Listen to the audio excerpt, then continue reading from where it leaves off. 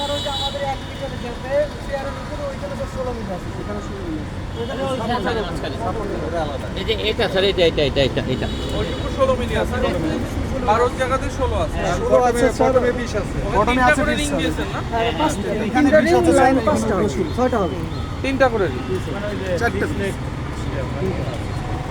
Sir এই ছাড়া তো ওয়েবেরও তো এক লাইন রড, আর একটা লাইন তো নাই। এই যে হয়তো পুরো গার্ডেন আমরা আলোচনা করলাম।